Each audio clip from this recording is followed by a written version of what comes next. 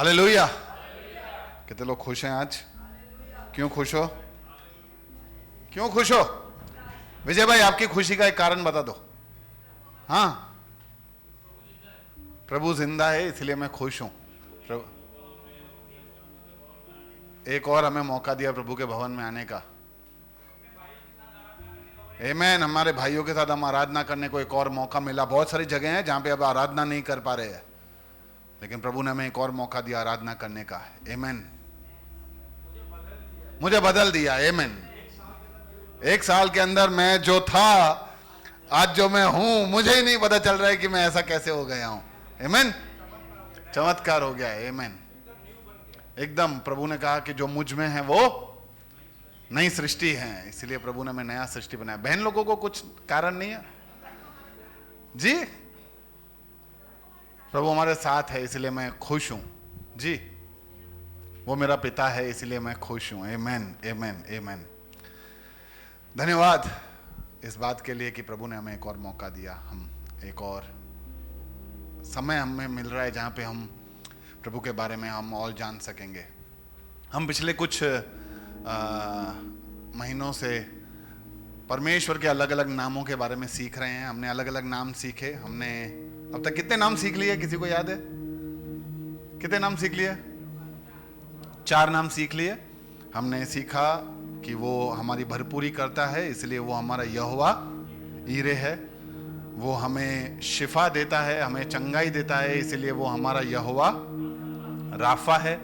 वो हमारे को विजय दिलाता है इसलिए वो हमारा यहोवा निस्सी है।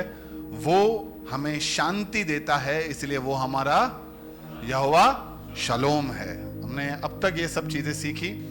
आज एक और परमेश्वर के नाम के बारे में हम सीखने जा रहे हैं, क्योंकि जब हम परमेश्वर के इन नामों के बारे में सीखते हैं, जब हम इन नामों के बारे में हम जानते हैं, जानने की कोशिश करते हैं, और जो उस नाम की गहराइयों में हम समझते हैं और पहुंचते हैं, तो परमेश्वर और कैसा है हमें एक और बात पता चलती है। तो हम और एक कदम उसकी ओर बढ़ जाते हैं, और उसके प्रति और उसकी तरफ एक कदम हमारा और बढ़ जाता है, क्योंकि उसके नाम का अर्थ उसके हमने सीखा था कि नाम यानी नाम के अंदर हम परमेश्वर के एट्रीब्यूट्स यानी परमेश्वर के गुण विशेषताओं को जान पाते हैं कि अच्छा ऐसा भी है प्रभु, अच्छा ये भी है, अच्छा ये भी है। ये जरूरी नहीं जो बाइबल में प्रभु को नामों के द्वारा पुकारा गया है हमारे को सिर्फ वो नाम है, ये परमेश्वर के गुण हैं। हो सकता है बाइबल में कुछ ऐसे नाम ना हो, लेकिन परमेश्वर ने आपके जीवन में ऐसा नाम काम किया हो, तो आप परमेश्वर को उस नाम से पुकारो कि परमेश्वर मेरा तारनहारा है या मेरा उद्धार करता है। ये तो प्रभु ने सब नाम दिए हैं, लेकिन कुछ ऐसा परमेश्वर हमारे जीवन में कर सकता है जब हमारे जीवन की परिस्थितियों से हम उभर कर परमेश्वर की महिमा को देखते हैं, तो हम प्रभु को उस नाम से पुकारते हैं। आमीन। तो आज एक और नाम, जनरली हमने यही नाम 4 सीखे हैं अब तक, ठीक है, और अक्सर हम कहीं पे भी बात करते हैं तो यही 4 नाम है, ईरे, राफा, शलोम और निस्सी। जनरली इनके बारे में पूछते हैं, लेकिन अभी और भी कुछ नाम हैं जिनके बारे में हमने इतना ज्यादा समझा नहीं है, सीखा नहीं है, उनके बारे में हम और आज सीखेंगे। आज जिस नाम के बारे में हम सीख रहे हैं वो है यहोवा रोही। सब कहें यहोवा रोही।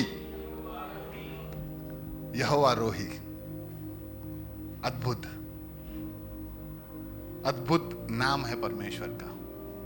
जब मैं इसके बारे में पढ़ रहा था यहोवा रोही के बारे में, तो मैं ये जान सका कि इस यहोवा रोही शब्द के अंदर सारे नामों का समावेश है।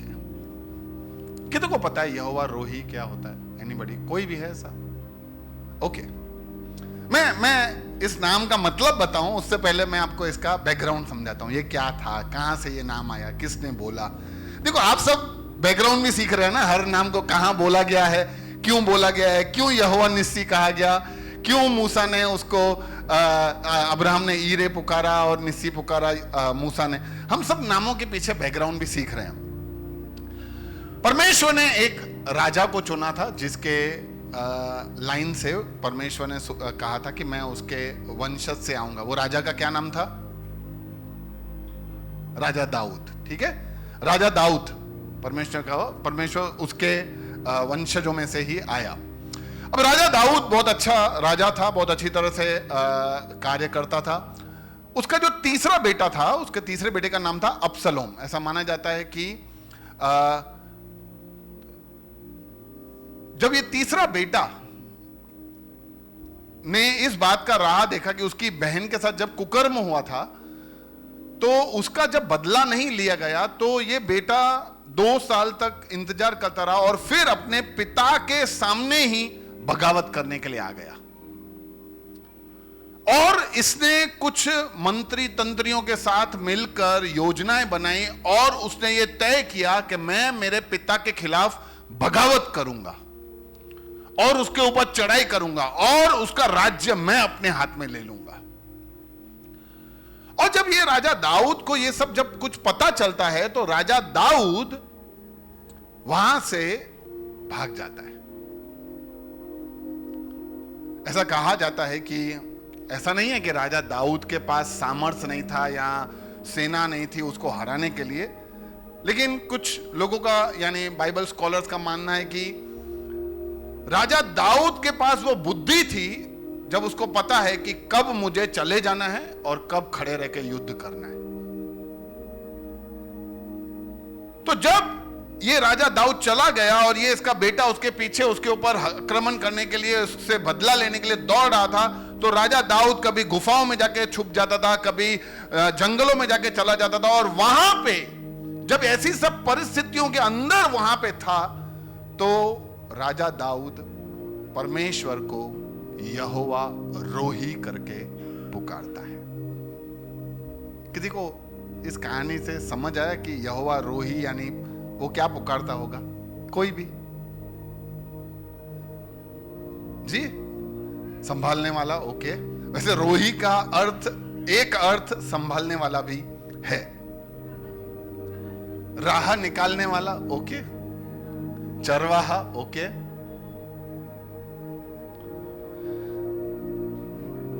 सहायता करने वाला, बराबर। यहोवा रोही, जिसका अर्थ है यहोवा मेरा चरवाहा, ठीक है? जिसका अर्थ क्या है? यहोवा मेरा चरवाहा।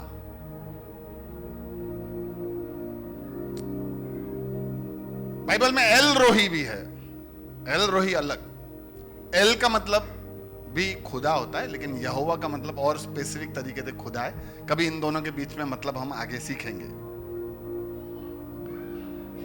तो जब दाऊद इन सब परिस्थितियों से गुजर रहा था, जब उसके अपने उसके पीछे पड़े थे, जब उसको इस बात का एहसास होता है कि मैं कहां था, मैं किस जगहों पे था और मैं वहां से कहां पे अभी मैं भटक रहा हूं, कैसी परिस्थितियों में आ गया हूं, कहां मैं चला गया हूं, तो वहां पे वो बैठ बैठ के परमेश्वर के लिए भजन लिखता है और अपने आप को याद दिलाता है कि यहोवा मेरा चरवाहा है। कौन सा भजन है ये? यहोवा मेरा चरवाहा है, मुझे कोई घटी नहीं होगी। भजन 23। जब इन परिस्थितियों से दाऊद गुजरता है, तो इस भजन को बैठ के वहां लिखता है कि यहोवा मेरा चरवाहा है। चरवाहा शब्द जो इब्रानी में होता है ना, उसका मतलब है रा ऐसे, जिसका अर्थ है चारागाह बनाना, मतलब पेस्चर्स, देखभाल करना, खिलाना, संगति करना, दोस्त होना, साथी होना। तो जब हम आज परमेश्वर को हम यहोवा रोही करके पुकार रहे हैं, जब हम उसको पुकारेंगे प्रभु तू मेरा चरवाहा है, तो समझो प्रभु कहना चाह रहा है कि मैं तुम्हारे लिए बंदोबस्त करूंगा, तुम्हारी जरूरतों के लिए मैं तुम्हें खिलाऊंगा, तुमसे संगति करूंगा, तुम्हारा दोस्त हो जाऊंगा, तुम्हारा साथी बन के घूमूंगा। चरवाहा जो होता है ना, भेड़ चढ़ाने वाला, ठीक है, हमारी भाषाओं में, यहां पे लोकल में भरवाड़, वैसे हम सबके पीछे भरवाड़ लगना चाहिए, गिरीश भरवाड़। कैसा लगे? आज अलग तरीके से देखते हैं, लेकिन भरवाड़ का मतलब वही है जो भेड़ों को चराता है। चरवाहा भेड़ों के लिए सब सबसे ज्यादा जो भरोसेमंद व्यक्ति होता है वो चरवाहा होता है। और वो किसी पे इतना ज्यादा, किसी पे भी वो भरोसा नहीं कर सकते सिवाय अपने चरवाहे के। और जब दाऊद ऐसी सब परिस्थितियों से निकल रहा था, ऐसे सब कंडीशन से जा रहा था, अपनों से ठोकर खाया हुआ था, अपनों से जिल्लत पाया हुआ था, अपने ही बगावत पे आ गए थे, और कहां से वो कहां पहुंच गया था, उड़व पुत्र जैसा लग रहा था, उसके मन में ख्याल आते होंगे। तो वहां पे वो ये बैठ के भजन लिखता है। और जब ये भजन को देख रहे थे हम, मैं पढ़ रहा था, तो इसके अंदर मैंने देखा सारे नाम हैं। जैसे देखो, प्रभु मेरा चरवाहा है, मुझ भेड़ को अभाव ना होगा, यानी घटी नहीं होगी। कौन सा नाम? कौन सा नाम? यहोवा ईरे, वो मुझे सब भरपूरी के साथ दे रहा है। वह मुझे हरी हरी भूमि पर विश्राम कराता है, वो मुझे झरने के शांत तट पर ले जाता है, वो मुझे शांति प्रदान करता है। वो यहोवा शालोम है। वह मुझे नव जीवन देता है, वह अपने नाम के लिए धर्म के मार्ग पर मेरा नेतृत्व करता है, मुझे नया जीवन देता है। और अगर मैं अंधकार में घाटी से भी गुजरूं तो भी मुझे हानि नहीं होगी, मैं डरता नहीं, वो मुझे जीत दिलाता है। यहोवा निस्सी। परमेश्वर, जब हम चरवाहा बुलाते हैं, यहोवा मेरा चरवाहा है, तो उस चरवाहे के अंदर बहुत सारी खूबियां आ जाती है। हर पिता अपने बच्चों के लिए एक चरवाहा है। माता पिता, मतलब पिता यानी माता पिता। हर पास्टर अपनी कलेशिया के लिए एक चरवाहा है। पड़ोसी को देखो, बोलो तुम भेड़ नहीं चरवाहे हो। हाश, मैं भेड़ हूं भैया, ध्यान रखना हमारा। अरे भाई चरवाहे हो, अभी हमें लोगों का ध्यान रखना है। लेकिन हम लोगों का ध्यान तब रख पाएंगे जब हमें इस बात का एहसास हो कि प्रभु हमारा चरवाहा है, प्रभु हमारा ध्यान रखता है। गजब है यार। हम हमारी जीवन में इस चरवाहे शब्द के मूल को या उसके पूरे पूरे मतलब को हमारे दिल में अगर उतार लें, पहली बात तो बहुत मुश्किल है, उतार लेना तो हमारा जिंदगी बड़ा ही सरल हो सकता है।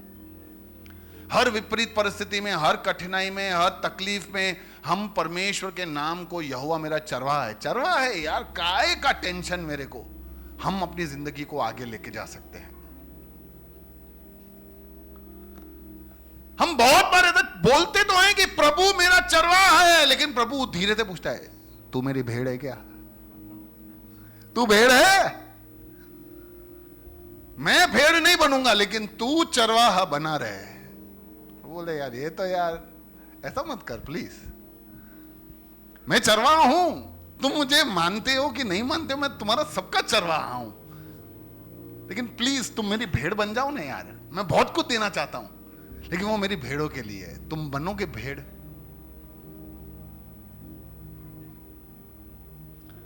याद रखना, जब हम उसको चरवाहा बुलाते हैं तो हम भेड़ भी हैं, ये भी हमें समझना है। और आप अगर पूरा बाइबल छानोगे ना, तो परमेश्वर ने अनेकों जगहों पे हमको भेड़ कह के पुकारा है। परमेश्वर ने अपने आप को चरवाहा कह के पुकारा है, और हमें भेड़ से तुलना किया, और वो हमें हर बार हर जगह पे ये बता रहा है कि मैं तुम्हारी चिंता करता हूं, इसलिए मैं तुम्हारा यहोवा रोही हूं, मैं तुम्हारा यहोवा चरवाहा हूं।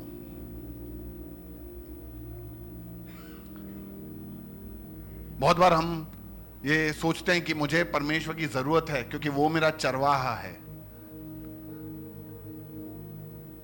वो चरवाहा तो है ही, लेकिन सबसे ज्यादा मुझे परमेश्वर की जरूरत है क्योंकि मैं भेड़ हूं। सब बोलो, मैं भेड़ हूं,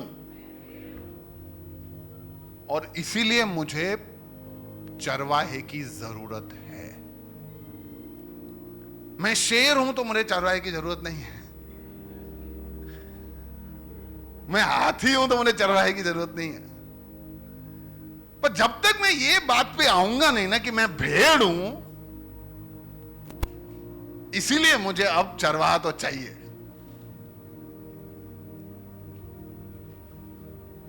आपने बहुत बार है ना, कभी आपने गायों को, बैलों को, कुत्तों को ऐसे बिना किसी के घूमते फिरते देखा होगा, लेकिन जनरली जो भेड़ें होती है ना, वो हमेशा चरवाहे के साथ ही होती है। वो बिना चरवाहे के नहीं चल सकती। तो आज कुछ समय, थोड़ा सा समय हम इन बातों पे मनन करेंगे कि क्यों ऐसा दाऊद को वहां पे क्या एहसास हुआ, या आज मैं क्यों परमेश्वर को यहोवा रोही करके, परमेश्वर मेरा चरवाहा है ऐसे करके मैं उसको क्यों पुकार रहा हूं, क्यों मैं भेड़ के समान क्यों, और क्यों वो मेरा चरवाहा है। ऐसी क्या खासियत या खूबी या चीजें, गुण मेरे अंदर हैं जिससे मैं ये कहूं कि परमेश्वर मुझे एज अ यहोवा रोही चाहिए। कुछ बातें फटाफट, आज फटाफट बोला है, फटाफट खत्म कर दूंगा। लोगों का पिछले दिनों में कंप्लेन आया, भैया आप बहुत खींचते हो यार। बोला नहीं, आज जल्दी। पहली बात, भेड़ों को दिशा का कोई बोध नहीं होता। भेड़ यानी कौन? हम। भेड़ों को दिशा का कोई बोध ही नहीं होता है, मतलब उनको पता ही नहीं है कि कौन सी डायरेक्शन में चलना है। आप ऐसा बोल सकते हो कि भेड़ें आर फुलिश, भेड़ें मूर्ख होती है, निर्बुद्धि। पहले मैं भेड़ के बारे में समझाता हूं, फिर मैं अपने ऊपर आता हूं। सच कह रहा हूं, भेड़ों को दिशा का कोई समझ ही नहीं है, कौन सी दिशा में जाना है। मैंने इतने सारे वीडियोस देखे हैं, अगर यूं भेड़ यहां चल रहे हो ना, भेड़ पता है कैसे चलता है? भेड़ आगे वाले को देख के चलता है। वो सब इस तरफ जा रही है, वो इस तरफ घूम जाते हैं। उनको कोई समझ ही नहीं है कि करना क्या है। और जब भी आप भेड़ों के बारे में और हर जगह के भेड़ों के बारे में खासियत आप पढ़ोगे, एक खासियत आप सबसे पहले यही पढ़ोगे कि भेड़ें बेवकूफ होती है, मूर्ख, उनको अक्ल ही नहीं है, समझ ही नहीं है। और उसके लिए एक सत्य घटना बहुत ही फेमस है। टर्की में, इस्तांबुल में एक क्लिफ था, यानी एक खाई थी। तो वहां से चरवाहे का ध्यान था नहीं, चरवाहा अपनी जगह में मशगूल था। तो ये सब भेड़ें गई। अब आपको समझ आना कि 3 गए ना तो पीछे 300 जाएंगी।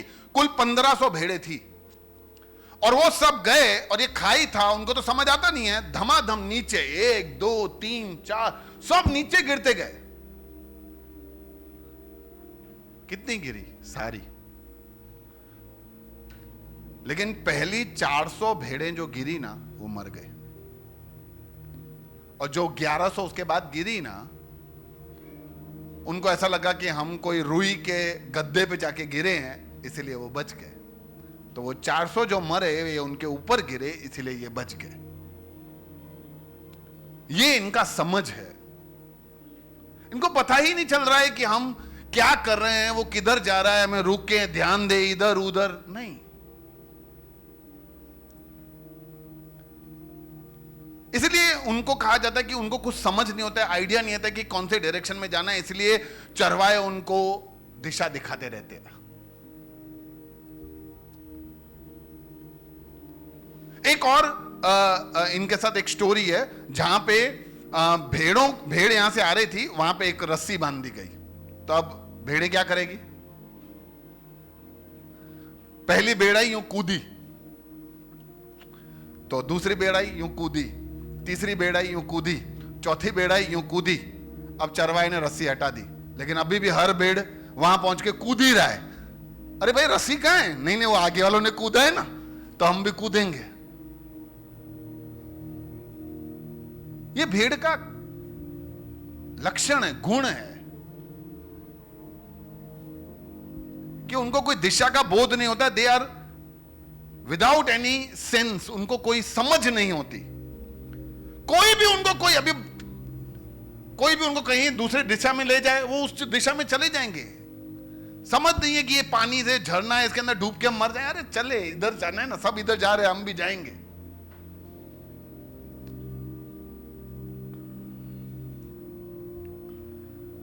और प्रभु ने कहा कि यार तुम भेड़ के समान हो, तुम्हें समझ ही नहीं है, जो कहीं भी तुम्हें कहीं ले जाता है तुम चले जाते हो, कोई भी राह दिखाता है, कहता है ये राह सुहावना है, और तुम निकल पड़ते हो।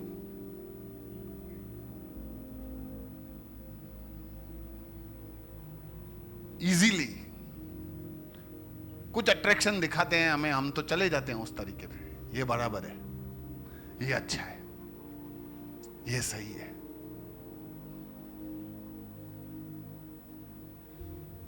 बहुत सारे लोग यहां जा रहे हैं, यहां पे बहुत अच्छा काम होता है, इधर बहुत सारे फायदे मिलते हैं, चलो वहां। ये बाबा के पास, ये गुरु के पास चमत्कार होते हैं, चलो यहां।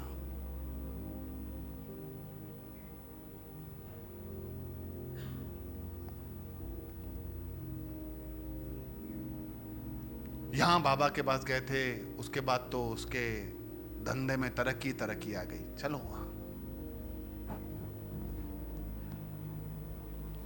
और फिर एक समय के बाद हम तकलीफ में आ जाते हैं, हम परेशानी में आ जाते हैं, हम विपत्तियों में आ जाते हैं, क्योंकि हम भीड़ के पीछे जा रहे हैं। हमारा दिमाग, हमारा मन इतना निर्बुद्धि हो जाता है कि हमें पता नहीं चलता कि हमें कौन सी सही डायरेक्शन में जाना चाहिए। इसलिए प्रभु का वचन यशायाह 53:6 में कहता है, किंतु उसके इतना करने के बाद भी, किसके इतना करने के बाद भी, परमेश्वर यीशु के बारे में यह भविष्यवाणी की गई थी कि उसके इतना करने के बाद भी हम सब भेड़ों की तरह इधर उधर भटक गए, हम में से हर एक अपनी अपनी राह चला गया।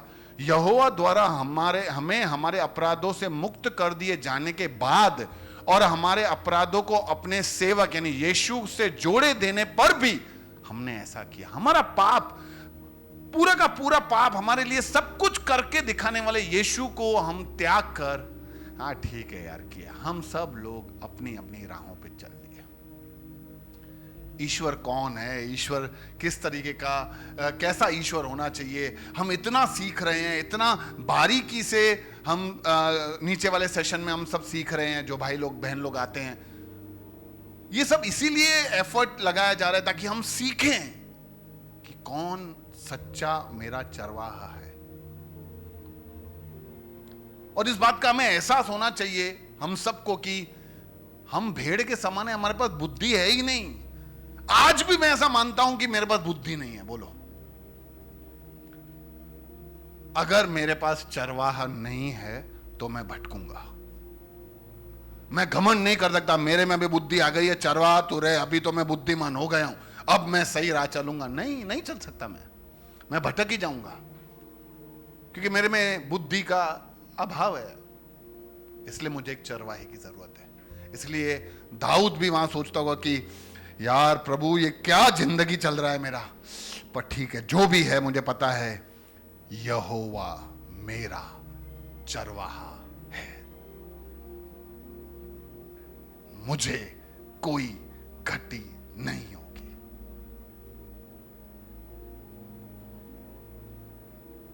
इसीलिए हमें यहोवा रोही, वो मेरा चरवाहा है, ये पुकार कर हमारे दिलों में इस बात को बिठाने का जरूरत है, क्योंकि हम दिशाहीन लोग हैं, हमें दिशा का पता नहीं चलता। दूसरी बात जो भेड़ों के बारे में हमें सीखनी है वो ये है कि भेड़ें असहाय होती है, डिफेंसलेस। भेड़ें क्या होती है? असहाय।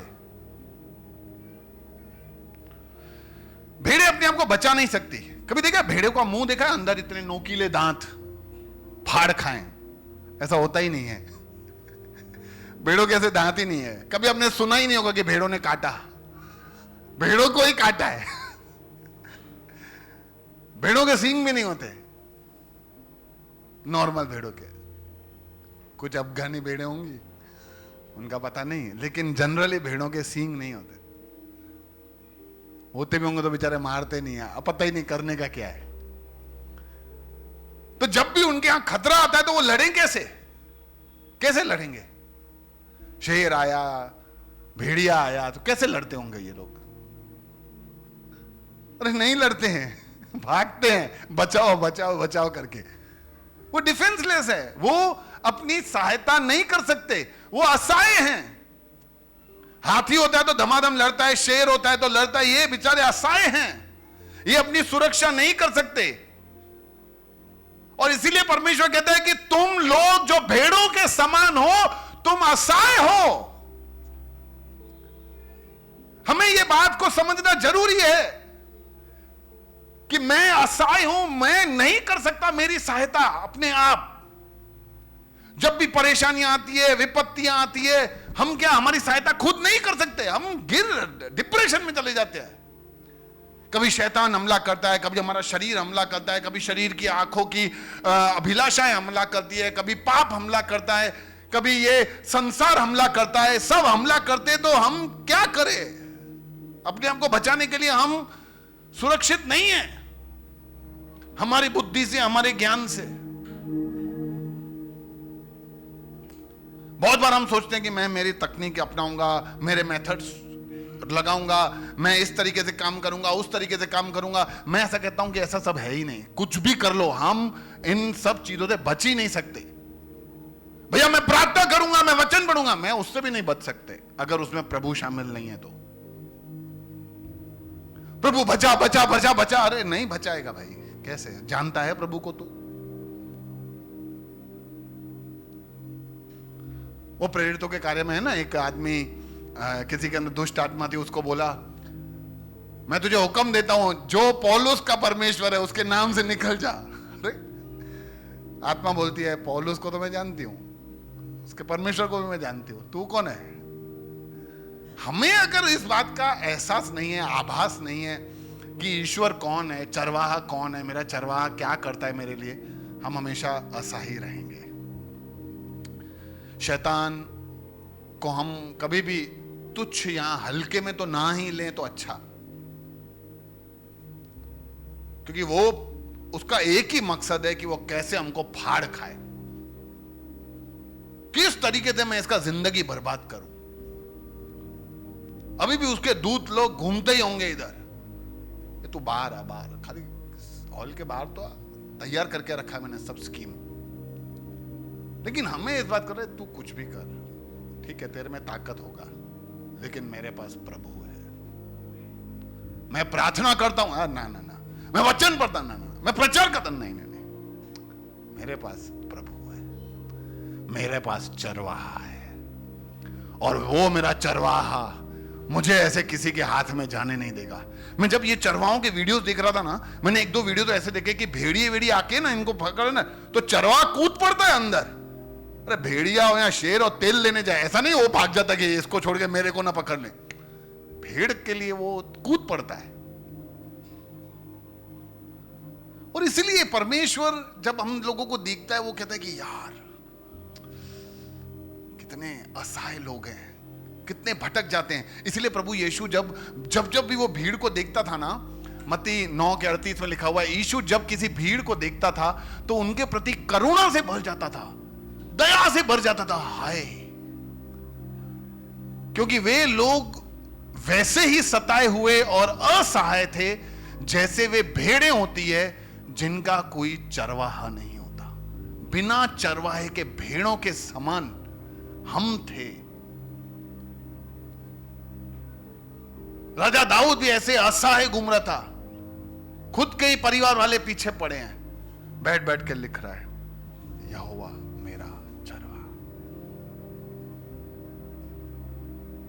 वो मुझे विश्राम देगा, शांति देगा।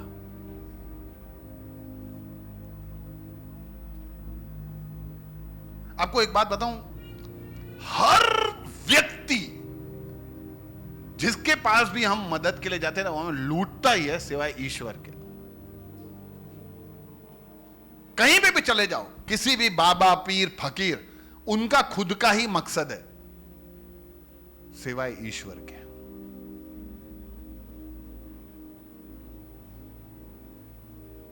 सत्य क्या होता है, सच्चाई क्या होती है, अपनापन क्या होता है, प्रेम क्या होता है, दया क्या होती है, पवित्रता क्या होती है, ये सब मैंने कलेशिया में सीखा, अपने भाइयों और बहनों से सीखा कि दोस्ती क्या होती है,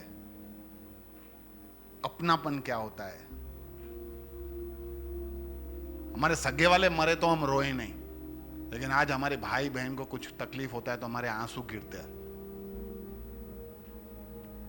क्योंकि हमें परमेश्वर ने उस तरीके से संभाला। पहले तो हम ऐसे ही थे ना, असहाय, परमेश्वर ने हमें संभाला, सहायता दिया। इसलिए हम प्रभु को कह सकते हैं, तू मेरा यहोवा यहोवा रोही है। तीसरा, भेड़े बिना मदद के उठ नहीं सकती। अब देखो बहुत सारे ऐसे वीडियोस हैं, मैंने तो वीडियोस देखे। भेड़े जब यूं उल्टी हो जाती है ना, जब यूं पीठ के बल चली जाती है, यानी जब गिर जाती है, ठीक है, यूं चलते चलते भी यूं पीठ के बल चली जाती है ना, तो फिर लंबे समय तक यूं ही पड़ी रहती है, उठ ही नहीं पाती है। अक्सर भेड़े नहीं उठ पाती है, फिर यूं वो चारों पैर यूं हिलाती रहती है कॉकरोच की तरह। कॉकरोच देखे कभी उल्टा होकर हिलता है, सेम तरीके से ये भेड़े हिलती है। और अगर लंबे समय तक ये ऐसे ही हो ना, तो पीठ के बल बल रह रह के फिर ये मर जाते हैं, गिर जाते हैं ना, तो ये उठ नहीं पाते। हम भी गिर जाते हैं, गिरे हुए हैं हम सब, प्रभु के आशीषों से गिरे हुए हैं, और हम भी बहुत सारी चीजों में गिर जाते हैं, नहीं? और मैं सच बता देता हूं, जब अपने गिरते हैं ना, तो सच में हमारा उठ पाना बड़ा ही मुश्किल है, नहीं उठ पाएंगे हम। कभी व्यसनों में गिर जाते हैं तो लोग ऐसा बोलते हैं, हाश मैं थोड़ी कोई व्यसन में हूं, मैं दारू शराब सिगरेट थोड़ी पीता हूं। भाई ज्यादा खाना खाते हो, व्यसन व्यसन ही है, एडिक्शन है खाना। टीवी देखते हो बहुत सारा, इंटरनेट, इंस्टाग्राम। अभी तो हर फोन के अंदर एक फीचर आ गया है। कौन सा फीचर? Screen time. क्या है? Screen time. स्क्रीन टाइम क्या बताता है? कि तुम सारे दिन में कितना टाइम फोन यूज करते हो। उस दिन मेरे फोन में एक मैसेज आया, मैं खुश हो गया बहुत। बोला, your screen time has reduced by 75% this year compare to last year. इसमें लिखा था कि आपका स्क्रीन टाइम पिछले वर्ष के तुलना में इस वर्ष 75% कम हो गया है। हम ऐसे ही, मैं भी थोड़ा थोड़ा देखता रहता हूं, लेकिन मैं हमेशा याद दिलाता हूं कि आदत ना हो जाए। कोई ऐसे फोन ले जाए तो ऐसे नहीं, सांस, फोन ला तो नहीं, कुछ लोगों का ऐसा है।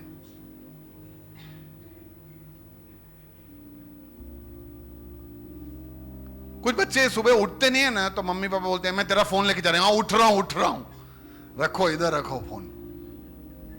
तो ये क्या है? एडिक्शन ही तो है, तुम जी नहीं पा रहे उसके बिना। और मैं आपको बोल देता हूं, गारंटी है, आपको कोई नहीं छुड़ा सकता इसमें से। हम इसमें एक बार गिर गए, हम इससे बाहर नहीं निकल सकते अपने बलबूते पे। बुरे विचार, गंदे विचार, बुरे विचार, अपवित्र विचार हमारे मन में घूमते रहते हैं। तो कुछ लोग क्या करते हैं, अपने आप को बंद कर देते हैं। यार ऐसे सब विचारों को लेके क्या करना है, मेरे को बाहर ही नहीं निकलना है, मेरे को सभाओं में ही नहीं आना है, मेरे को ऐसी जगहों पे ही नहीं जाना है। कितना टाइम तक तुम सब जगह पे बचते रहोगे? अभी मेरे को कलेशिया में आके सब बुरे विचार आते हो तो मैं कलेशिया आना बंद कर दूंगा? नहीं, आप बुरे विचार आते हैं। अगर ऐसा कहीं पे हम लड़ रहे हैं तो मैं आपसे अनुरोध करूंगा कि आके अगुओं से बात करो, पास्टर्स से बात करो, आपसे आपके लिए दुआ करेंगे, आपके लिए प्रार्थना करेंगे, प्रभु आपका सहायता करेगा। लेकिन यह तय है कि हम जब गिर जाते हैं ना, तो गिरने के बाद सबसे ज्यादा खेल खेलने वाला व्यक्ति होता है शैतान और हमारा मन। दोनों खेल खेलते हैं। आप पढ़ाई में फेल हो गए, हाय तेरी जिंदगी देख, माँ बाप ने कितना बोला पढ़ पढ़, तू तो पढ़ ही नहीं रहा था, अब ये रिजल्ट देख, तू फेल हो गया है, घर जाएगा और 50 ताने सुनाएंगे, कितना तेरे को सहन करना पड़ेगा, पहले से ही सहन कर रहा है, और वो लड़के ने या वो लड़की ने भी तेरा साथ छोड़ दिया है क्योंकि तू फेल हो गया है। ये सब मन में उसके चलता है। इससे अच्छा है इन सब से बचना है, जिंदगी को खत्म कर दे। और लोग सुसाइड कर लेते हैं क्योंकि गिर गए ना। जब वो गिरते हैं ना तो शैतान और नीचे खींच लेता है।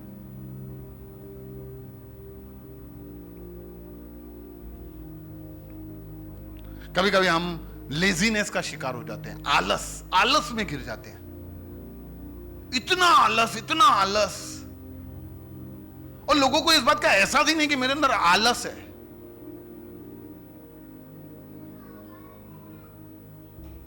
और आलस बहुत बड़ा दुश्मन है।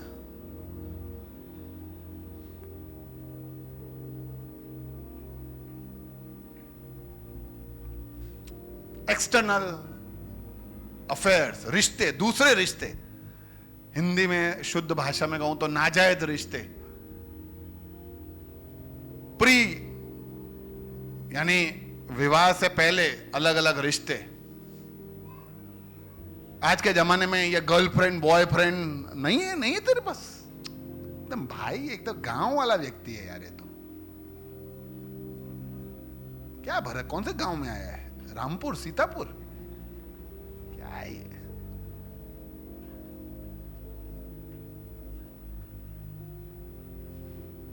मॉडर्निटी कपड़ों में नहीं, विचारों में होना चाहिए। हम दिखाते हैं दुनिया को कि हम कितने मॉडर्न हैं, ऐसी भाषा बोल के, यो मैन। भाई कहां गिर गए हो तुम? और मैं सही बोलता हूं, अपने नहीं निकल सकते इन सब से। मैं पिछली बार ये यूथ सभा में एक बात उनको बताई थी कि आजकल ये जवान लोग, और बहुत बार हम भी, बहुत सारी चीजें इसीलिए नहीं करते क्योंकि वो जरूरत है या सही है, इसीलिए करते क्योंकि बाजू वाला कर रहा है ना। इसीलिए हम होटल में जाते हैं, पापा सुशी मंगाओ। तेरे को पता भी है सुशी होता क्या है? स्पेलिंग आता है? सुशी जापानीज चीज खानी है। डिमसम बहुत अच्छे होते हैं। कब खाया तूने? अच्छे होते हैं। दोस्त लोग डाल रहे हैं ना सब स्टेटस पे, डिमसम खाया, सुशी खाया, तो सब लोगों को इधर चढ़ जाता है ये खाने का है।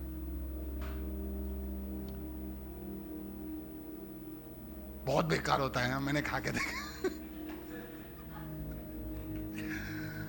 लेकिन लोग मंगाएंगे ये सब,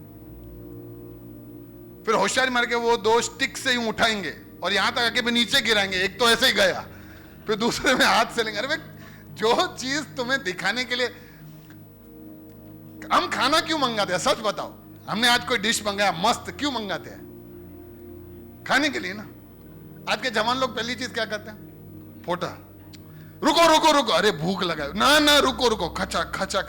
और आज तक मैंने जिंदगी में इनके फोटो कहीं देखे नहीं है। बोलो, खाली फोटो पाड़ते हैं। ये क्या है? ये हम सबके अंदर दिमाग में घुस गया है। ये तुमने थोड़ी शुरू किया, ये किसी ने शुरू किया है और उसको देख के अपने ने शुरू कर दिया है। ये सही है गलत है, ऐसा करने के पीछे अर्थ क्या है, इसका फायदा क्या है, क्या इसका मकसद है, क्या पर्पस है, वो सब देखना ही नहीं है। अरे खाना आया, शांति से फोन साइड में रख के खाओ, मजा लो।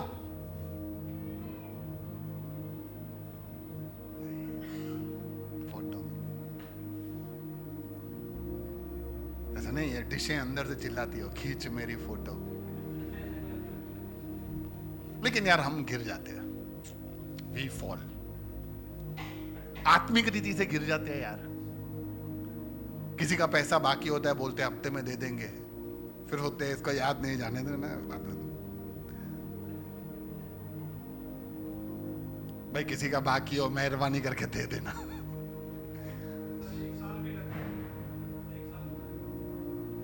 देखो वो अभी उन दोनों के बीच का विषय है। वो उसको बोले 1 साल लगेगा तो बोले ठीक है 1 साल, वो उन दोनों का विषय है, उसमें मेरे को नहीं बोलना है। आपका पर्सनल विषय है, आपको देना है नहीं देना है। लेकिन हम गिर जाते हैं और इस भेड़ के समान उस गिरी हुई अवस्था में लंबे समय तक जा जाके फिर हम मर जाते हैं। बहुत सारे लोगों का हेल्थ बढ़ जाता है, यूं से यूं हो जाते हैं। अब उनको फर्क नहीं पड़ रहा है। आपको पता है क्यों ऐसा? क्योंकि ये पाप की तरह है। अचानक आप सुबह एकदम आज हिमांशु की तरह सोए और अगले दिन गिरीश भाई की तरह उठे, ऐसा थोड़ी होता है। पहले आप ऐसे ही होंगे। तो वो क्या करता है, जो वजन बढ़ाने वाला चीज होता है वो धीरे धीरे करके एक एक दिन, तो आप वो चीज रोज देख रहे हो ना, रोज देख रहे हो, तो आपको सब नॉर्मल लगने लगता है। गिर गए हम। पहले आप याद रखो, याद करो वो एक समय जिस दिन हम एक दिन प्रार्थना नहीं करते थे या एक दिन वचन नहीं पढ़ते थे, तो हमें कैसा लगता था, अरे यार प्रार्थना रह गया यार, आज वचन ही नहीं पढ़ा। अब सोचो, आज का दिन सोचो, लास्ट कब पढ़ा था? लास्ट पढ़ा होगा थोड़ा टाइम पहले। कब? कितना टाइम निकल जाता है नहीं, वचन खोल के, मनन करके, प्रभु के आगे बैठ के, रोक के, समय निकल जाता है, हम नहीं बैठ पाते क्योंकि हम धीरे धीरे हम ऐसी चीजों में गिर गए हैं और इतना प्रभु ये शैतान हमें अलग अलग चीजों में या हम हमारे कामों में इतने उलझ के व्यस्त हो जाते हैं कि हम भूल जाते हैं कि हमारा काम क्या है। और प्रभु ने देखा कि यार कैसे लोग हैं यार, गिर जाएंगे तो मर जाएंगे। इसलिए प्रभु ने कहा तुम्हें एक चरवाहे का जरूरत है, इसलिए परमेश्वर नीति वचन में कहता है, क्योंकि एक नेक चाहे 7 बार गिरे फिर भी उठ बैठेगा, लेकिन दुष्ट जन विपत्ति में डूब जाता है। हम परमेश्वर के लोग हैं, हम बहुत बार भले कितने भी गिर जाएं, लेकिन जब जब हम अपने आप को याद दिलाएंगे कि यहोवा रोही है, यहोवा मेरा चरवाहा है, हमें वो उठाएगा। और याद रखना, हम खुद नहीं उठ पाते, वहां चरवाहा आता है और खाली यूं हाथ लगाता है, उठ जाते हैं वो लोग। अच्छा, उधर और भी भेड़ें होती है। हाँ, अब समझो यार, अब मैं वीडियो देख रहा था, मैं बोला था कितने मूर्ख हैं ये लोग। ये भेड़ उल्टा होकर यूं तड़प रहा है या मजा जो भी उसको आ रहा है, आजू बाजू इतनी भेड़ें हैं, वो ऐसे बैठी हुई है, वो अपने अपने में लगी पड़ी है। आंधा नहीं कर,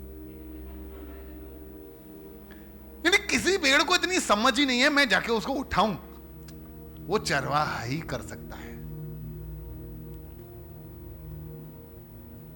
धन्य है वे लोग जो यहोवा पे भरोसा करते हैं। कुछ घोड़ों पे, कुछ रथों पे करते हैं, लेकिन मेरा भरोसा प्रभु पे है। आमीन।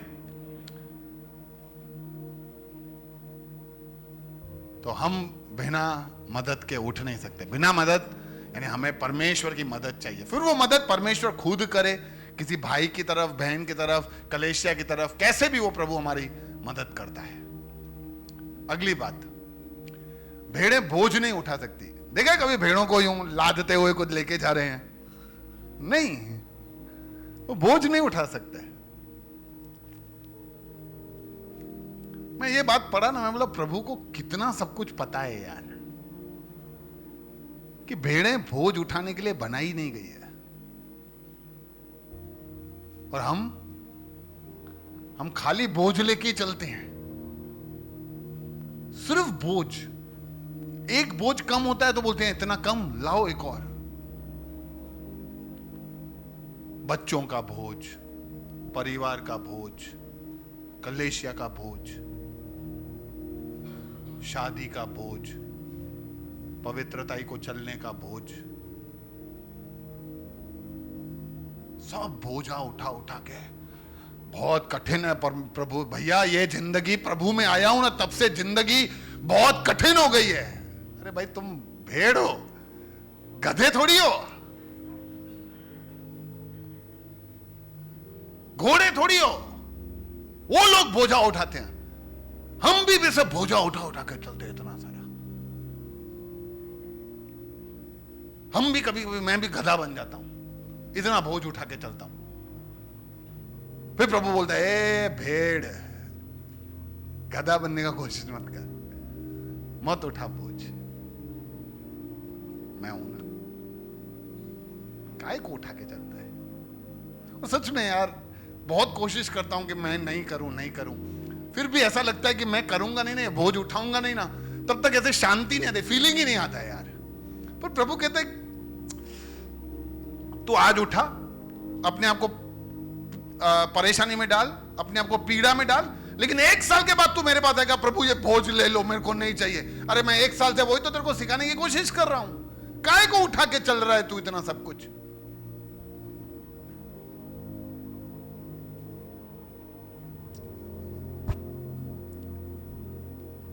लेकिन हम बहुत बोझा उठाने में आदत हो गया है।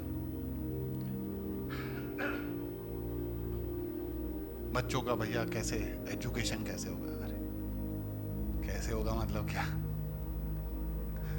हो जाएगा, प्रभु के ऊपर भरोसा रखो, हो जाएगा सब अच्छी तरह से। तुम तुम्हारा कार्य करना, ऐसा नहीं। कभी कभी एक जना आया, भैया मेरे को नौकरी नहीं है यार, मैं क्या करूं, मैं परेशान हो गया हूं। वादा नहीं कर, प्रभु तेरे लिए नौकरी ढूंढ देगा। हाँ तो ठीक है भैया। वो घर पे बैठ के नेटफ्लिक्स देख रहा है। तो कैसे प्रभु ऐसे नौकरी नहीं, प्रभु थोड़ी ऐसे अलग अलग तुम्हारा रेज्यूमे दूसरों को फिर फोन करता है। हाँ जगदीश भाई वो मेरे को नौकरी नहीं, आपने कुछ किया? अरे तू नेटफ्लिक्स देख रहा है, जगदीश भाई क्या करेंगे तेरे लिए? प्रभु का मतलब यह है कि तुम तुम्हारा मेहनत करो, तुम्हारे लिए उस तुम्हारी मेहनत में रास्ता मैं ढूंढ के दूंगा। तुम घर पे बैठ के अंगूर खा रहे हो और मेरे को धंधे पे लगाया है तुमने। तुम देखो प्रभु मैं तो अंगूर खाऊंगा। अरे नहीं, परमेश्वर ऐसा नहीं है। परमेश्वर हमारा बोझ उठाएगा, लेकिन पहले हमें वो सिखाएगा। इसलिए मत्ती 11 का 28 ऐसे कहता है कि हे थके मांदे। अच्छा हम थक क्यों जाते हैं? बोझ की वजह से। इतना बोझ उठा के चलते हैं। मैं ये वैकेशन पीरियड में मैं बड़ा ही रिलैक्स रहता हूं। ठीक है यार, मजा, कोई नहीं, कहीं जाना नहीं है ना, रिलैक्स सारा दिन। लेकिन फिर करना है, काम करना है। ठीक है, काम का अलग प्रेशर रहता है, लेकिन जब हम हर चीज परमेश्वर के हाथ में सौंपते हैं ना, प्रभु तू मेरा बोझ उठा प्लीज यार, मेरे को क्या करना है। मेरे को ये एक कहानी याद आती है, अक्सर मैंने बहुत बार सुनाया है, साधु सुंदर सिंह की है। वो खाने वाला साधु सुंदर सिंह था ना, वो क्या चलाते थे? अनाथ आश्रम चलाते थे। है तो साधु सुंदर सिंह, वो एक बच्चों का अनाथ आश्रम चला रहे थे। हाँ, वो जॉर्ज मुलर है, जहां पे वो खाना नहीं था। ओके, तो जॉर्ज मुलर, तो वो एक अनाथालय चलाते थे। और एक दिन वो हमेशा रोज सुबह बच्चों को बिठा के बोलते थे प्रार्थना करेंगे और प्रभु को धन्यवाद करो कि खाने का प्रबंध आपने किया है। तो एक दिन उनके जो किचन में कुक लोग थे, उन्होंने बोला साहब आज खाना तो है नहीं कुछ भी, प्रभु मेरा चरवाहा है, उसको देखने दो। ऐसा करो, बच्चों को आज नींद से उठाओ ही नहीं, सोने दो उनको। ऐसा नहीं किया उसने। जब हमारा विश्वास प्रभु पे रहता है ना, हम उसको चरवाहा बुलाते तो हम हमारा काम तो करेंगे। उसने सभी को उठाया, सभी को लाइन में बिठाया और सभी के लिए, सभी को बोला चलो प्रभु को धन्यवाद दो, प्रभु को प्रार्थना करो कि आपने खाने का धन्यवाद दिया। तो हम ऐसा, जब मैं ये पढ़ रहा था ना, मेरे को ऐसा लगा कि अभी ये बर्तन है ना, ये हटाएंगे, क्योंकि पिक्चरों में हमने ऐसे ही देखा है ना, अचानक से बर्तन अंदर सब भर गया है। ऐसा नहीं, प्रभु का काम करने का तरीका अलग है। अचानक से दरवाजे पे कोई खटखटाया, बोला बाजू में कोई प्रसंग था, वो कैंसिल हो गया, सारा खाना बचा हुआ है, बोला कि यहाँ कोई अनाथ आश्रम है, वहां देना है, हम देने आए, आपको चाहिए? उसने बोला दे दो। प्रभु काम ऐसे करता है यार। हम हमारा काम करना चूके नहीं, हमसे जितना हो रहा है शिद्दत से, ईमानदारी से करें।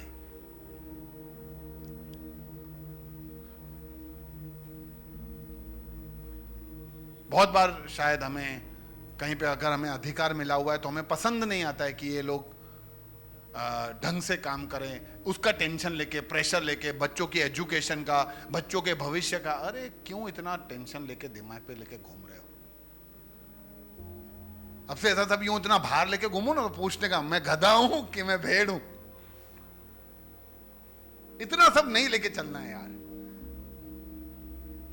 देखो मैं लेके चला हूं, इसलिए मेरे को पता है कि कितना गड़बड़ किया मैंने, इसलिए मैं आप लोगों को समझा रहा हूं कि सिर्फ प्रभु पे भरोसा रखने से बहुत सारा चीजें इजी हो जाता है। हाँ ठीक है प्रभु तू देख लेना ना यार, कितना सोचने का मेरे को। और अक्सर हम वो चीजें सोचते हैं और टेंशन लेते हैं जो हुई नहीं है। हम ऐसा सोचते हैं, ऐसा हो गया तो, ऐसा हो गया तो, अरे क्या हो गया। इसलिए प्रभु को पता था कि भेड़ें अपना बोझ नहीं उठा सकते, हम बना ही नहीं गए हैं बोझ उठाने के लिए। इसलिए प्रभु का वचन कहता है कि हे थके मांदे लोगों, अरे कितना चल चल के बोझ उठा के थक गए हो, मेरे पास आओ, मैं तुम्हें विश्राम दूंगा। अनेकों वचन है, भजन संहिता में लिखा है, अपनी चिंताएं तुम मुझको सौंप दो, मैं तुम्हारी रखवाली करूंगा। दे दो ना, मेरे को दे दो तुम्हारी चिंताएं। नहीं नहीं, ये मेरी है, प्रभु को नहीं दूंगा, इसको तो मैं ही चिंता करूंगा, दे दो। प्रभु ने कहा अकेले जुए में मत जूता, अरे मेरे को लेके चलो, साथ में दोनों काम करेंगे ना, तू तो खाली नाम के लिए, मैं ही करूंगा काम। इसलिए प्रभु कहता है, मैं तुम्हारा यहोवा रोही हूं, रोही। आज के बाद हम जब भी प्रभु यहोवा रोही है, हम याद करें ये सब बातों को कि मैं बोझ नहीं उठा सकता क्योंकि प्रभु मेरा यहोवा रोही है। मैं गिर गया तो मैं उठ नहीं सकता, पर यहोवा अगर मेरा रोही है तो मैं उठ जाऊंगा। आमीन, हालेलुया। और जब हम ये सब चीज समझ जाते हैं ना, तब हमारा कनेक्शन, तब हमारा रिश्ता चरवाहे के साथ बन जाता है और भेड़ें चरवाहे की आवाज पहचानती है। अब एक बात याद रख लेना, जब तक भेड़ अपने असली चरवाहे के साथ नहीं है तब तक वो असुरक्षित है। जब तक भेड़ें अपने असली और सही चरवाहे के साथ नहीं है तब तक वो असुरक्षित है।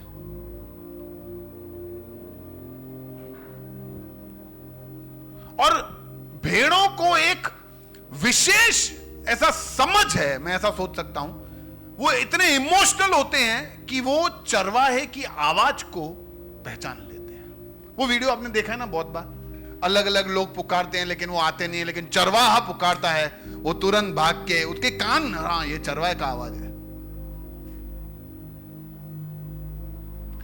मेरी गवाही के बारे में अगर मैं आपको बताऊं, बहुत सारे लोग अगर कुछ यहां नए हैं उनको पता नहीं होगा, मैं दारू, शराब, सिगरेट, जुआ, पान बीड़ी, लड़कियां, ये सब नहीं करता था। अच्छा बच्चा था मैं बहुत, और इसीलिए मेरे को लगता था कि मैं अच्छा हूं। लेकिन फिर मैं सोचता था कि तो भी यार मजा नहीं है, मन में शांति नहीं है, पैसा भी नहीं था बिल्कुल। फिर मैंने नौकरी करी, पैसा कमाया, मोबाइल खरीदा, गाड़ी खरीदा, फिर भी मेरे पास शांति नहीं है, मजा नहीं आ रहा यार, है क्या करूं, मजा नहीं है। फिर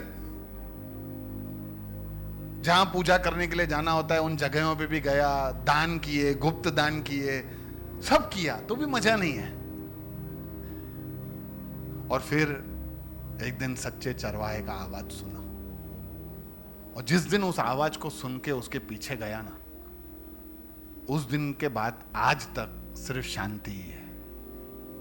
बहुत सारे उतार आए, चढ़ाव आए, कमियां आई, घटियां आई, हर समस्या में, हर परिस्थिति में मजा ही है, क्योंकि अब ये यकीन हो गया है कि चरवाहा मेरा सुनता है, मैं चरवाहे को सुनता हूं।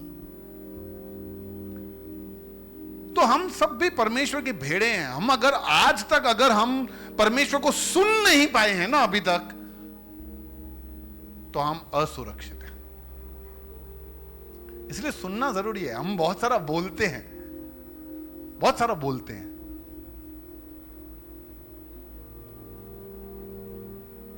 सुनना जरूरी है।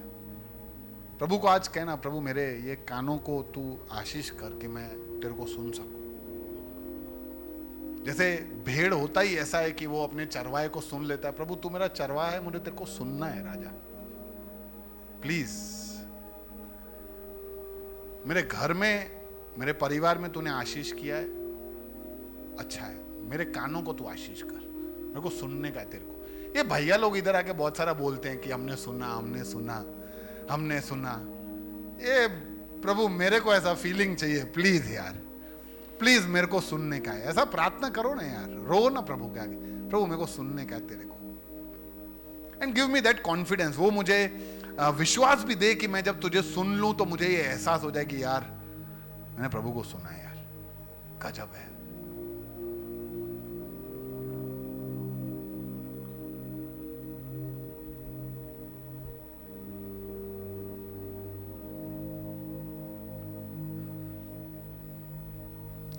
वो अपने चरवाहे की आवाज को पहचानते हैं, क्योंकि क्या कभी कभी जब चरवाहा नहीं होता है ना तो भेड़ें शायद भटका ले जाए दूसरों को। वो मैंने उदाहरण दिया था ना, चरवाहा कहीं बिजी था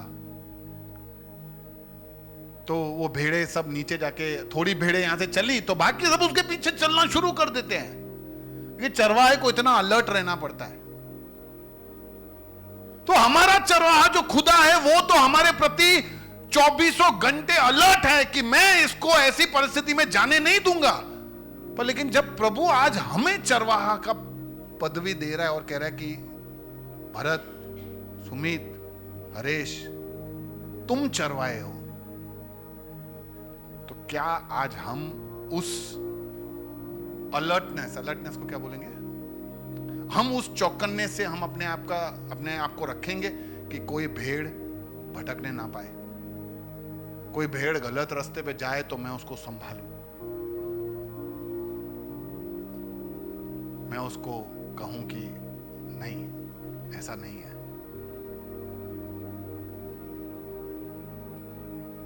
यूहन्ना 10:27-28 कहता है, मेरी भेड़ें मेरा आवाज को जानती हैं। सब कहो, मैं प्रभु की भेड़ हूं, मैं प्रभु की आवाज को जानता हूं। मेरी भेड़ें मेरी आवाज को जानती हैं और मैं उन्हें जानता हूं। वे मेरे पीछे चलती हैं और मैं उन्हें अनंत जीवन देता हूं। उनका कभी नाश नहीं होगा और न कोई उन्हें मुझसे छीन सकेगा। वाओ, ये फीलिंग आ जावे कि प्रभु मेरा चरवाहा, मैं हूं उसकी भेड़। ए चीते, ए भेड़िए, ए शेर, आजा आजा, आगे आके दिखा, मेरा चरवाहा मेरे साथ खड़ा है। नहीं कर सकते कोई भी कुछ। आमीन। आखिरी बात, भेड़ें मूल्यवान होती है। पड़ोसी को देखो, बोलो तुम मूल्यवान हो। हर भेड़ एक चरवाहे के लिए मूल्यवान होती है। पता है, भेड़ों को पहले के जमाने में धन के तरीके से देखा जाता था। मेरी शोहरत, मेरे पास मेरा जो रुतबा या मेरी जो बड़ी हैसियत है वो भेड़ों से नापा जाता था। इतने सारे जानवर होते, जानवरों में एक जानवर होता था भेड़। भले भेड़ लोग ना बहुत ही स्मेली होते थे, उनसे ऐसे गंध आता था, आप उनको ऐसे गले वाले नहीं लगा सकते, लेकिन फिर भी वो उस चरवाहे के लिए बहुत ही कीमती होते थे। तो आज परमेश्वर हमें भेड़ कह के पुकारता है, कहता है तुम मेरे लिए बहुत कीमती हो, क्योंकि तुम एक तो मेरे सदृश्य में बनाए गए हो, दूसरा तुमने पाप करके तुम्हारे में से गंध आ रहा है, तुम्हारे में से बदबू आ रही है, तुम्हारे में से खराब चीजें हो रही है, फिर भी मैं तुम्हें अपनाऊंगा, मैं तुम्हें अपनाऊंगा। अब सोचो, एक अगर हमारा बच्चा खो जाए, हमारा बच्चा, और हम उसको बहुत ढूंढे, नहीं मिले, और थोड़े टाइम के बाद, समझो 1 आध महीने के बाद, यूं लंबे बाल, गंदे बाल, छोटा चड्डी पहना हुआ है, फटा हुआ है वो भी, और यूं इधर से सब बह रहा है, इधर से मुंह गंदा है, 4 दिन से नहाया नहीं है, बालों में सब, आप क्या करोगे? जा पहले नहा के फिर इधर ना, ऐसा बोलोगे क्या करोगे? सीने से लगा लोगे, यार पहले तो तू आ, बाकी सब बाद में। तो हमारा हालत ही ऐसा था। ये तो बहुत अच्छा बताया मैंने, हम तो उससे भी गए गुजरे, पाप ने हमें सड़ा दिया था अंदर से, लेकिन प्रभु ने देखा और बोला, यार तू भेड़ है, यार तू मेरे लिए कीमती है। क्यों कीमती है पता है? उसके 2 मुख्य कारण बता देता हूं। एक तो हम परमेश्वर के सदृश्य में बनाए गए हैं, इसलिए हम कीमती हैं। दूसरा, एक चरवाहा अपनी भेड़ के लिए अपने प्राणों को दे देता है, और हम परमेश्वर की वो कीमती भेड़ें हैं, इसलिए कि चरवाहा अपनी जान को देकर हमें बचाएगा। मैंने बताया ना, जब मैं वीडियोस देख रहा था तो शेर चीते भी आते थे तो वो चरवाहा दौड़ जाता था उनसे लड़ने के लिए। इसीलिए यूहन्ना जब यीशु मसीह को आते हुए देखता है तो कहता है, अगले दिन यूहन्ना ने यीशु को अपनी तरफ आते देखा और कहा, परमेश्वर के मेमने को देखो जो जगत के पाप को ले जाता है। हम सबके पाप यीशु ने अपने ऊपर उठा लिए ताकि हम लोग आजाद हो जाएं। हम लोगों के ऊपर जो बोझ है वो हट जाए, हम लोग जो गिरे हुए हैं वो उठ जाएं, हम लोग जो डर में जी रहे हैं उसे बाहर आ जाएं, हम जो खुद को असुरक्षित महसूस करते हैं हम सुरक्षित महसूस करने लगे, हम जो दिशाहीन हैं हम लोगों को दिशा मिल जाए। ये सब सिर्फ इसीलिए संभव हुआ कि परमेश्वर ने हमारे पापों को उठा लिया। इस भेड़ के समान थे हम, निसहाय, लाचार, दिशाहीन, डरे हुए, सहमे हुए, खोखले, पाप से लदे हुए। और इस भेड़ के समान प्रभु ने क्रूस को अपने ऊपर उठाया और हम सबको एक आजादी दिलाई। प्रभु ने कहा, अच्छा चरवाहा मैं हूं। अच्छा चरवाहा भेड़ों के लिए अपने प्राण को दे देता है। अच्छा चरवाहा भेड़ों के लिए अपने प्राण को दे देता है।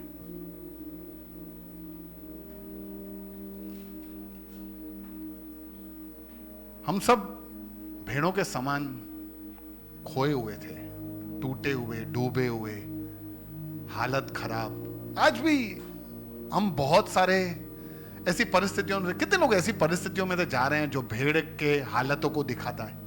कोई है ऐसा इधर जो कहता है कि भैया मैं भी दिशाहीन हूं, मैं भी बोझ उठा के चल रहा हूं, मैं भी बहुत सारा तकलीफ में हूं, भैया क्या करूं, नहीं होता है मेरे से। मैं आज आप सबके जीवन में यहोवा रोही को बोलता हूं। जब वो चरवाहा हमारे संग रहेगा, जब वो चरवाहा मेरे साथ रहेगा, तो मैं कभी भी, मुझे कोई भी घटी नहीं होगी। आमीन। और वो अच्छा चरवाहा है, और अच्छा चरवाहा हमारे लिए अपने प्राणों को भी दे देता है।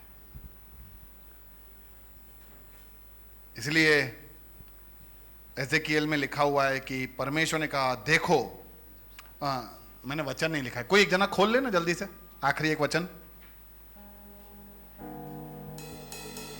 एजेकिएल 34वां अध्याय 11वां वचन, 11 और 12।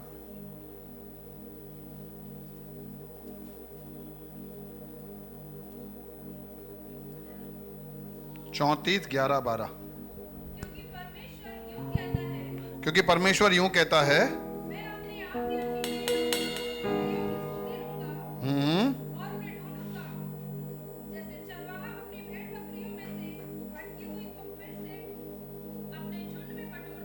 Okay,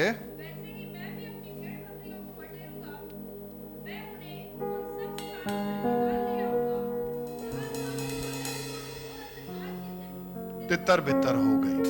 amazing. क्योंकि परमेश्वर कहता है कि देखो मैं आप ही अपने भेड़ बकरियों की सुधी हूं, मैं ही, तुम नहीं कर सकते कुछ भी, मैं ही करूंगा सब कुछ और तुम्हें ढूंढूंगा। हम परमेश्वर को नहीं ढूंढते, परमेश्वर हमें ढूंढता हुआ आया है और उसने हमको ढूंढा है। हम खो गए हैं, परमेश्वर ने बोला मैं ही तुम्हें ढूंढूंगा। जैसे चरवाहा अपनी भटकी हुई भेड़ों को ढूंढता है, बटोरता है, वैसे ही मैं तुम्हें ढूंढूंगा, बटोरूंगा और हर एक स्थान जहां पे तुम फंसे हुए हो वहां से निकाल के ले आऊंगा। और जो तुम अनंतता के लिए जो तितर बितर हो गए थे वहां सबसे निकाल के मैं तुम्हें मेरे संग रखूंगा। हालेलुया। वो हमारा यहोवा रोही है। और जब परमेश्वर हमारे संग है तो हमें किसी चीज का चिंता नहीं है, हमें किसी चीज से डरना नहीं है। सबको जब परमेश्वर मेरे संग है हमें किसी चीज का चिंता नहीं है। धन्यवाद प्रभु। हालेलुया।